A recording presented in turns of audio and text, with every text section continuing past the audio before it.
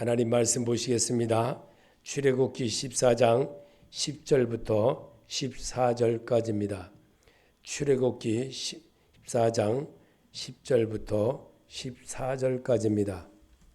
바로가 가까이 올 때에 이스라엘 자손이 눈을 들어 본즉 애굽 사람들이 자기를 들 뒤에 이른지라.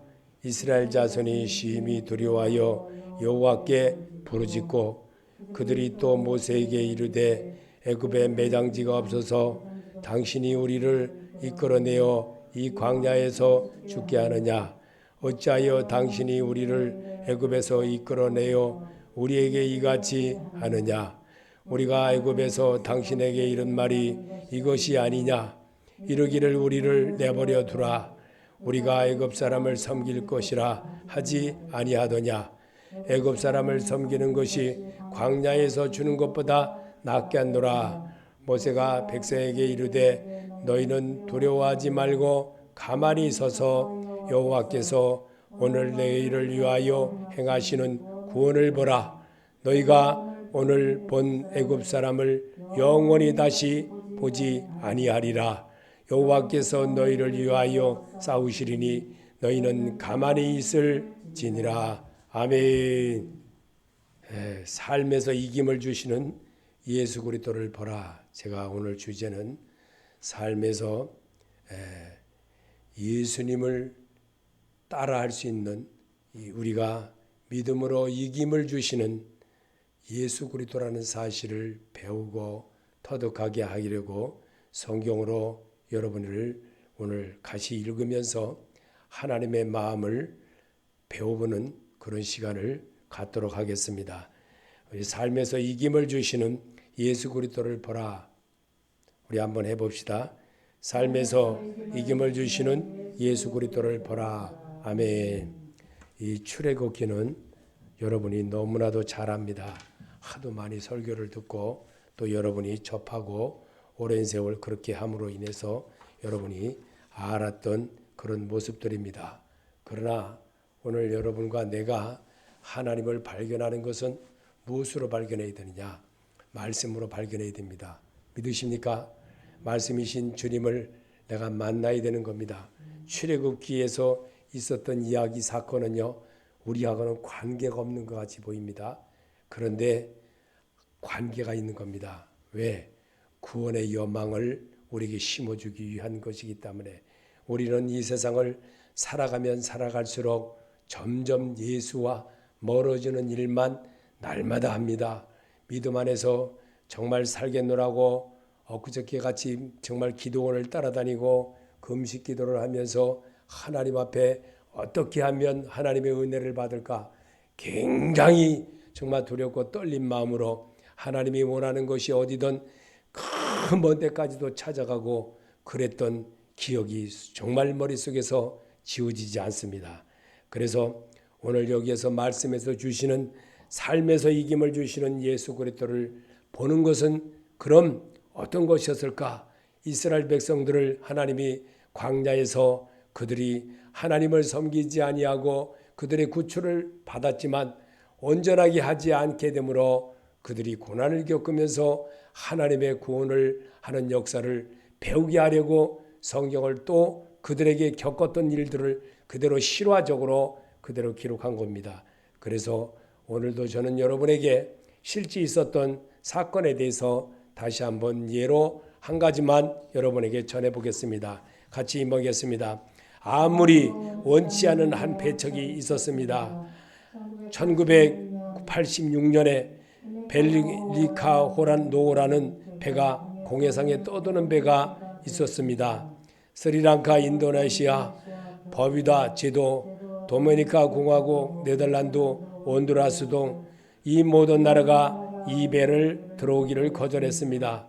이 배는 비록 녹이 슬고 때는 끼었지만 화물선으로는 아직 쓸만한 배였습니다. 그런데 수년 동안 이 배가 공해상에 떠돈 이유가 이 배 안에는 쓰레기로 가득 차 있었기 때문이었습니다.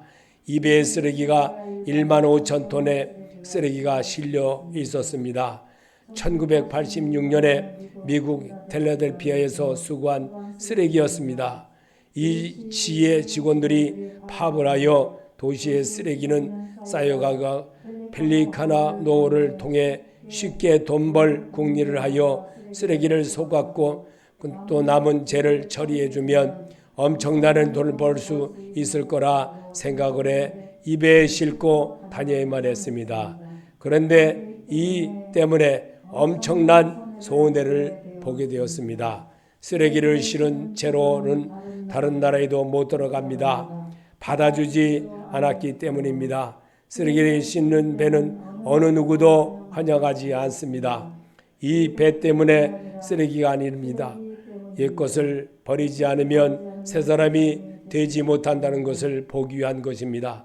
집을 비우면 장판과 도배와 모든 집기를 다 버리고 새 것으로 새 주인으로 이사 오게 하듯이 새 주인인 예수가 그리스도가 되듯이 우리도 새롭게 거듭나야 새로운 내일의 새 집으로 이사 들어가게 됩니다. 아멘. 삶에서 제가 역천동에 집을 세를 놓고 그랬을 때 그 세를 놓았고 그랬을 때는 그때는 정말 이 교회가 제가 시작하고 참 그래도 어느 정도 갔을 때입니다. 참 힘들었었지요. 그런데 그거를 경매로 받아 제가 정말 하나님이 원하는 일을 더 열심히 해보겠다는 그런 마음으로 제가 그 역천동 집을 경매로 받아서 수리를 하게 됐고 그 수리해서 그거를 이렇게 또 매각을 했습니다. 그 하는 과정 속에서 정말 얼마나 고생했었는지 집이 너무 오래돼 가지고 정말 그 집을 다 드러내는 데는요 굉장한 쓰레기 값도 굉장히 많이 들어갔습니다. 그 쓰레기가 갖다가 버리고 나면 누가 또 와서 그러고 또 갖다 버리고 나면 또 와서 누가 또 그러고 앞에다 벗다 놓고 진짜 말을 표현하지를 못하겠더라고요. 쓰레기 봉지에다 큰 봉지를 사다가 거기다 놓고 나면 누가 또 갖다 버려가지고 또 꽉 채워놓고 우리는 쓰려고 거기다 놨는데 그걸 그렇게 몇 번을 반복하더라고요. 참 그러면서 쓰레기를 다 도배까지 끝나고 모든 일을 다 끝나고 나니까 그때사 쓰레기가 나오지 않게 되었습니다. 그랬을 때 이제 새 집처럼 모든 장식도 하고 샤시도 갈고 그러면서 이렇게 다 꾸미니까 보일러도 새로 갈고 모든 것을 새롭게 싹 가니까 새 집으로 단장케 되었습니다. 그래서 새 사람이 들어와서 살게 되었습니다. 이처럼 바울은 이런 점을 갖다가 성경으로 이렇게 말합니다. 에베소서 4장 23절에 오직 너희 심령이 새롭게 되어 하나님을 따라 의와 진리의 거룩함으로 지으심을 받은 새 사람을 입으라. 그런즉 거짓을 버리고 각각 그 입과 더불어 참된 것을 말하라. 이는 우리가 서로 지체가 됨이라. 분을 내어도 죄를 짓지 말며 해가 지도록 분을 품지 말고 마귀의 틈을 두지 말라. 아멘. 바울은 이렇게 말하고 있습니다. 우리 삶하고 그렇게 우리에게 힘을 주시고 용기를 주시는 것이 하나님이었다는 것을, 그게 바로 부활하신 예수 그리스도였다는 겁니다. 죽음을 이기신 그 예수였다는 겁니다. 그래서 가난이 가기까지 수없는 장애와 걸림돌이 있습니다. 뜻하지 않은 일도 벌어지게 되고 내부 갈등도 생깁니다. 하나님 나라에 가까이까지는 너무나도 심한 방해물들이 있습니다. 내부의 적도 있습니다. 그런데 이스라엘 백성이 겪은 고생은 배고픔과 목마름과 모든 것이 다 힘든 상황이고 힘든 것들이었습니다. 그런데 어려운 현상은 두려움과 자포자기를 가져올 때 많습니다. 출애굽기 14장 10절에 바로가 가까이 올 때에 이스라엘 자손이 눈을 들어 본즉 애굽 사람들이 자기를 뒤에 이른지라. 이스라엘 자손이 심히 두려워하여 여호와께 부르짖고. 아멘. 정말 답답할 때 얼마나 답답하면 하나님 앞에 간구하겠습니까? 정말 이루 말할 수 없습니다.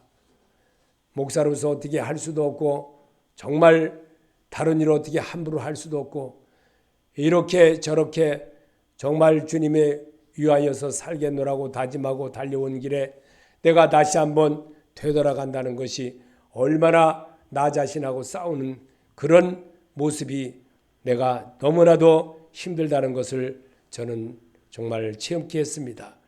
그처럼 오늘 주님은 우리에게 바울을 통하여 기록된 말씀에는 너희는 두려워하지 말고 가만히 서서 여호와께서 오늘날 너희를 위하여 행하시는 구원을 보라.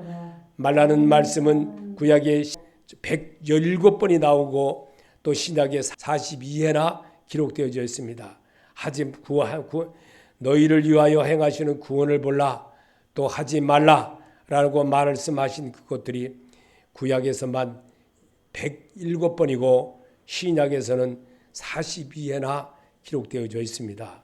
두려워 말라는 것은 무서워하기 때문인 것입니다. 그래서 디모데후서 1장 7절에도 바울은 하나님이 우리에게 주신 것은 두려워한 마음이 아니요 오직 능력과 사랑과 절제하는 마음이니 그랬습니다. 우리는 두려워하는 마음이 늘 있습니다. 두려워하는 마음 잘 하고 나서도 이게 잘 될까? 이게 정말 잘 돼야 되는데 그러다가 조금만 또 뭐가 잘못되고 나면 다시 또 해야 될 그런 입장에 처했을 때 참으로 답답하지요. 수리를 이 역천동 집을 수리를 다 해놨는데 이 바로 위에 층에서 화장실을 이 보수한다고 드릴 갖다가 꽝꽝꽝 뚫어다 보니까 화장실에서 밑으로 물이 막 새버립니다. 위에서는 그걸 모르지요. 자기네가 해놨으니까. 우리는 그걸로 인해 가지고 냄새가 얼마나 나는지 밑에 사는 사람은 이루 말할 수 없는 고통을 겪었습니다. 그거를 저는 정말 어떻게 말을 할 수는 없으니까 더 이상의 다른 사람들 아마 입만한 사람 같았으면 난리 났을 것입니다. 보상해달라고 그러고 난리 났을 겁니다. 그런데 제가 어떻게 말할 수는 없었습니다. 조용하게 그냥 몇 번 해달라고 아마 몇십 번은 전화했을 겁니다. 그래서 결국은 재수리를 해서 완벽하게 잘 처리해서 제가 그렇게 경험을 당했던 일도 있습니다. 이처럼 정말 두려워 말라는 것은 무수하게 한다는 기 때문이라는 것입니다.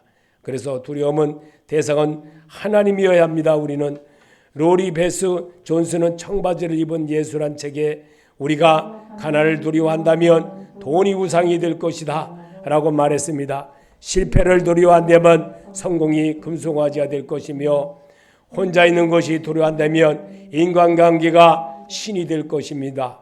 두려워할 것과 두려워하지 말아야 할 것을 구분해야 합니다. 그것이 지혜의 사람입니다. 아멘. 믿는 자가 되시기 바랍니다.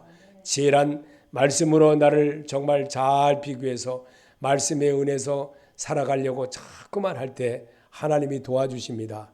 하나님이 우리에게 보여주신 그 놀라운 일들이 이제 내일이면 수능생들이 시험을 봅니다.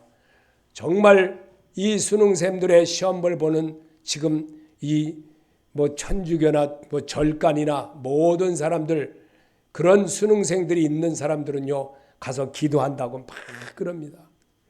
거기 갖다 돈도 갖다 막 갖다 바치고 막 합니다. 그런다고 달라지나요?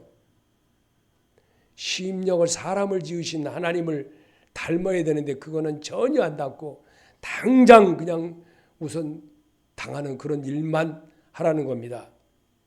성도는 성도다운 일을 해야 됩니다.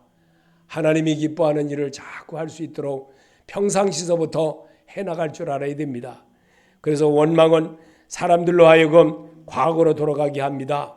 11절을 한번 읽어보겠습니다. 11절에 그들이 또 모세에게 이르되 여호와께 매장지가 없어서 당신이 우리를 이끌어내어 이 광야에서 죽게 하느냐 어찌하여 당신이 우리를 애굽에서 이끌어내어 우리에게 이같이 하느냐. 아멘.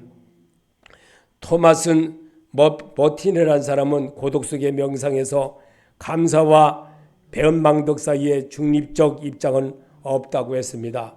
감사하지 않는 이들은 곧 모든 것을 불평하기 시작한다고 했습니다. 감사가 작아지면 불평은 커지고 감사가 커지면 불평은 작아진다는 겁니다. 그래서 감사하라는 겁니다. 그래서 그럴 때 주님의 은혜를 배우게 되고 그럴 때에 늘 하나님의 정말 작은 것에 감사할 줄 알 때 하나님의 놀라우신 축복이 있다는 것을 우리에게 보여주고 있는 것입니다. 사람들은 산에 걸려 넘어지지 않습니다. 작은 조약들에 넘어지기 쉽습니다. 산 같은 구원의 은총을 받고 조약들 같은 원망 때문에 넘어지고 실패하고 좌절하고 타락합니다.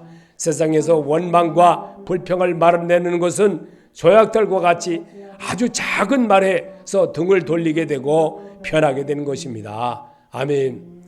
성경을 제가 특별하게 이렇게 잘못되게 말한 것도 없습니다. 근데 그렇게 오랫동안 다니던 성도가 실족해가지고 다시는 이 교회 나오지 않고 돌아서 버리는 모습을 보고 평상시에도 그는 언제나 떠날 것을 늘 말을 했습니다. 근데 결국은 이번이 찬스다 싶어가지고 확 돌아서 버리더라고요. 신학을 공부했다는 어떤 여자 목사님도 그렇게 돌아서 버리더라고요. 야, 이건 성경인데, 성경은 예수 그리스도에 관한 것인데, 주께서 하신 말씀인데, 선자들을 통해서 하신 말씀인데 뭘 그렇게 그게 대단하다고. 자기가 찔림을 받았다면 이 성경은 찔림을 받아야 되는 겁니다. 심령의 찔림을 받을 줄 알아야 내 심령이 변하는 거예요. 예수의 마음으로 바뀔 수가 있다는 겁니다. 그런데 예수의 마음을 갖지는 않고 선 세상의 좋은 말, 당신이 축복받을 거야, 당신은 잘 될 거야, 당신은 정말 이렇게 하면 될 거야, 맨 이런 소리만 듣다 보니까 사람이 안 변하는 거예요. 그리고 조금만 당신 고치라고 이렇게 지적하듯이 말을 하면 딱 돌아서 가지고 세상 사람보다도 더 못하게, 그게 예수 믿었다는 사람들의 모습이고 권사님이고 집사님이고 어떻게 신학을 공부했다는 목사님이라는 사람이 그렇게 사냐 이거죠. 그렇게 어리석은, 그게 바로 어리석은 자가 아니고 뭐겠습니까? 사람들은 산에 걸려 넘어지지 절대 않는다는 겁니다. 그럼 넘어지는 건 어디야? 작은 조약돌 같은 거예요.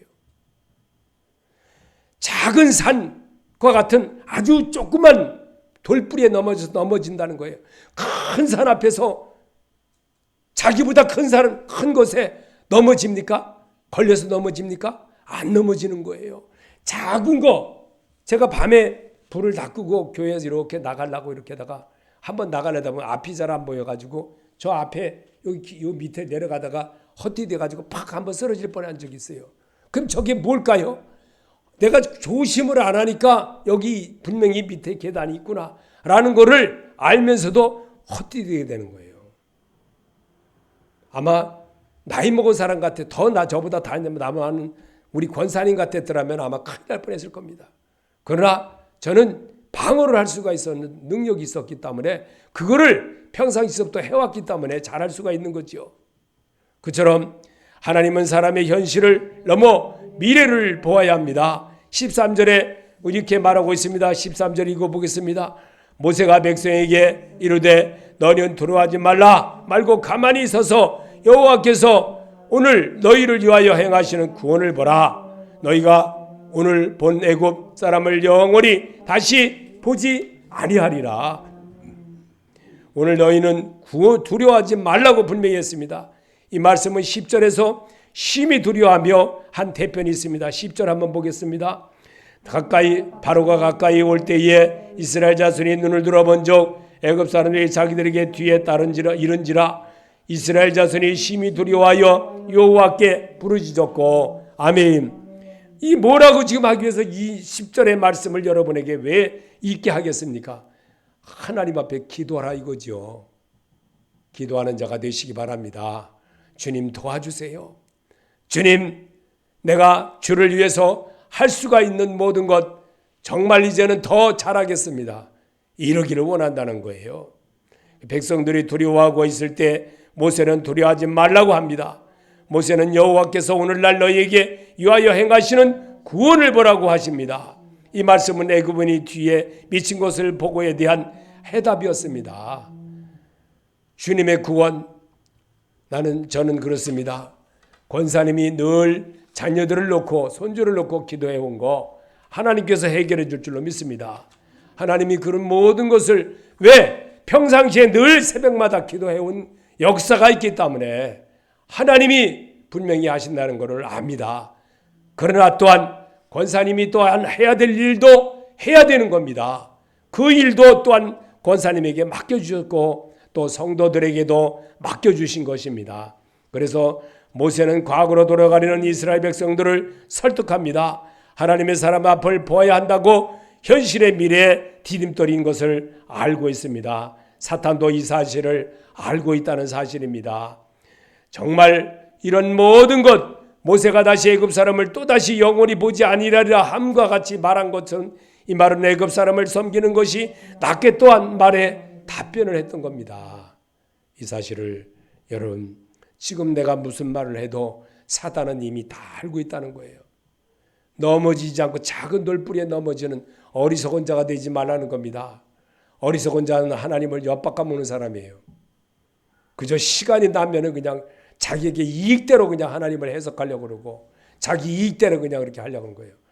말씀에 보세요. 말씀의 거울을 나를 이렇게 비춰보고 내가 여기에 합당한가 안 합당한가 확인하는 여러분이 되시기 바랍니다. 그게 예배이고 기도이고 찬양입니다. 그러면서 주님을 바라보는 눈을 키우는 것이 예배로 점점 그리스도인이 되어지는 연습을 하게 하는 겁니다. 빛 대신 예수가 뭡니까? 왜 이 뱀에게 물린 자마다 또 뺨을 만들어 놓고 장막에서 나와 왜 예수를 바라보라고 모세에게 그렇게 하나님이 가르쳐 줬겠습니까? 말씀이 주신 예수를 바라보라는 겁니다. 그럴 때에 하나님의 놀라운 역사가 있고 그럴 때에 하나님의 축복이 있다는 것을 말씀하려고 한 것입니다.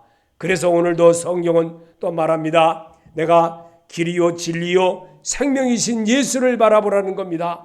그 예수를 바라볼 때 우리의 모든 것이 새롭게 열리게 된다는 겁니다. 사단에게는 미래가 없습니다. 우리 미래가 과거의 얽매여서는 안 된다는 겁니다. 애굽을 잊어야 가나안에 들어갈 수 있습니다. 과거 옛사람의 모습을 잊지 않으면 하나님 나라에 들어갈 수 없습니다.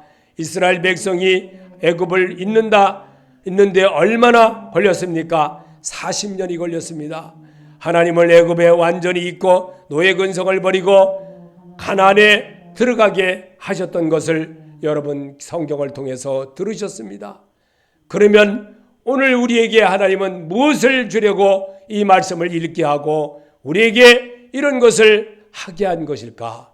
그것은 바로 바울을 통해서 빌립보서 3장 13절에 형제들아 나는 아직 내가 잡은 줄로 여기지 아니하고 오직 한 일 뒤에 있는 것을 잊어버리고 앞에 있는 것을 잡으려고 푯대를 향하여 그리스도 예수 안에서 하나님의 위에 부르신 부름의 상을 위하여 달려가노라. 아멘. 바울은 14절에 이렇게 말합니다.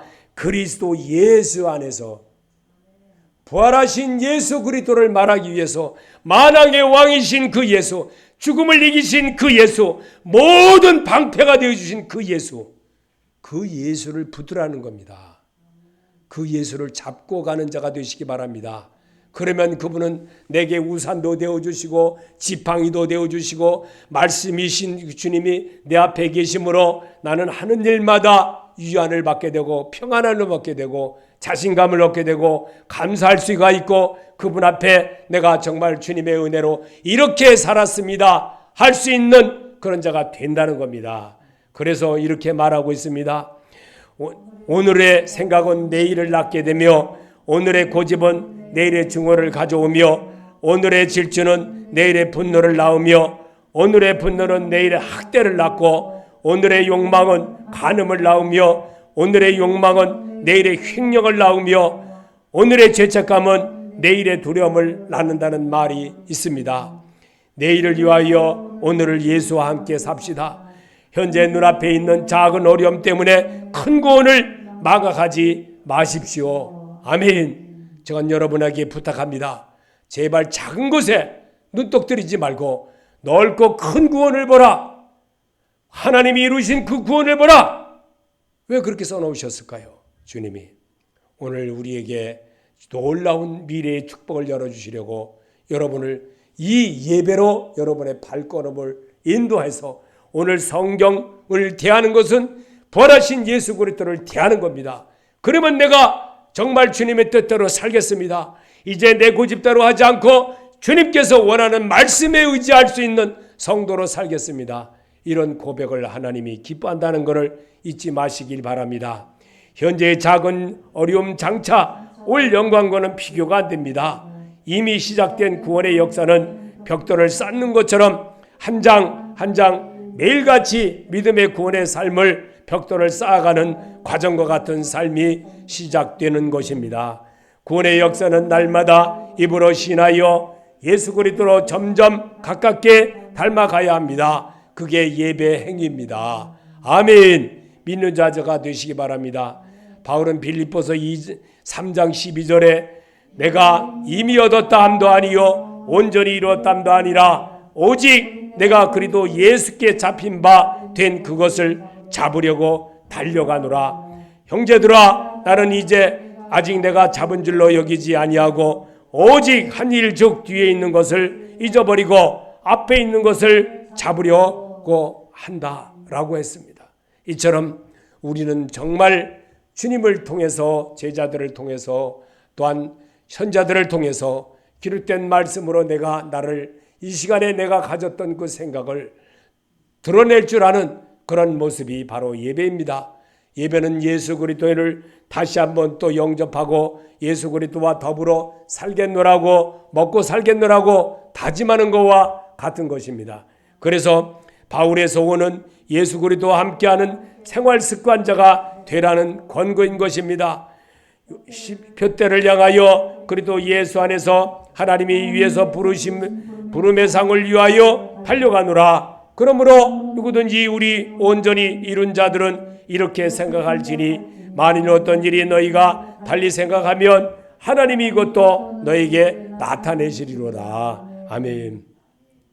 예수 그리스도와 함께하는 생활 습관을 길어내기 위해서 성경을 기록한 것을 내가 읽으면서 다짐하는 겁니다. 말하는 겁니다. 고백하는 겁니다. 그래서 여러분이 출애굽기에 있는 말씀처럼 오늘 우리에게도 구원의 믿음의 방패가 되어 주시려고 기다리시는 예수 그리스도와 같이 이 세상을 이겨갑시다. 출애굽기 14장 13절에 모세가 모세에게 이르되 너희는 두려워하지 말고 가만히 있어서 여호와께서 오늘 너희를 위하여 행하시는 구원을 보라. 너희가 오늘 본 애굽 사람을 영원히 다시 보지 아니하리라. 여호와께서 너희를 위하여 싸우시는 너희는 가만히 있을지니라. 아멘. 왜 우리 보고 그렇게 했을까요? 한번 구원받은 모든 백성은 안고 일어서 머리털어까지도 하나님이 책임져 주신다는 거예요. 그 사실을 믿으시길 바랍니다. 하나님이 여러분을 사랑하시니까 말씀을 통해서 오늘도 재점검시켜 주시고 말씀을 통해서 새롭게 하는 그런 역사를 포기했습니다. 오늘 출애굽기에서 주시는 이 말씀에는 삶에서 이김을 주시는 예수 그리스도를 바라볼 줄 아는 그런 성도가 되게 하려고 우리에게 주님은 이미 말씀으로 기록된 것을 저는 여러분에게 설명으로 이렇게 여러분에게 읽게 하면서 배우게 하는, 그리고 체질화되어가는 그런 역사를 이루기 위한 것이 예배입니다. 이 예배에서 주신 이 말씀 내가 정말 하나님의 놀라우신 은총이 있기를 예수 이름으로 축원합니다. 우리 나를 이끌어 주신 하나님 감사합니다. 오늘 말씀에 의지하여 전쟁은 여호와께 있다고 했습니다. 전쟁은 삶입니다. 이 삶에서 와닿는 여러 가지의 모든 것들이 주님과의 교통함을 이루기 위한 것들이었고 하나님의 자녀로 사는 승리의 길이 예수 그리스도 안에 들어와 살 때에 이루어진다는 겁니다. 하나님은 그런 자의 모습을 보게 하려고 성경을 통해서 우리에게 보게 하며 그리스도인의 참모습을 일궈내게 하는 것이 말씀입니다. 이 말씀은 힘 주시고 용기 주시고 또한 아버지 정민이가 정말 이번 기회를 통해서 하나님을 알게 하시고 정말 놀라운 역사가 있게 하시고 아버지 기쁨이 있는 소식이 들리도록 축복하여 주시옵소서. 예수님의 이름으로 기도합나이다. 아멘. 아버지 하나님, 하나님께서 사랑해 주신 장희준 목사님을 통하여 이렇게 귀한 예물을 선교헌금이라고 보내주셨고 찾아와서 헌금을 해주셨습니다. 하나님 손길에 만면해 주시고 갚아 주시옵소서. 세우신 목사님 교회와 또한 하나님이 모든 가정 그들의 하는 모든 것 위에 주님이 축복하여 주시옵소서. 새롭게 시작하는 모든 일에 하나님의 은총이 있게 하여 주옵시고 힘을 주시옵소서. 예수님의 이름으로 기도합나이다. 아멘. 하늘에 계신 우리 아버지여, 이름을 거룩히 여김을 받으시오며 나라의 마옵시며 뜻이 하늘에서 이루어진 것 같이 땅에서도 이루어지이다. 오늘날 일용할 양식을 주옵시고 우리가 우리에게 진 자를 사하여 준 것 같이 우리 죄를 사하여 주옵시고 우리를 시험에 들게 하지 마옵시며 다만 악에서 구하옵소서. 나라와 권세와 영광이 아버지께 영원히 있사옵나이다. 아멘.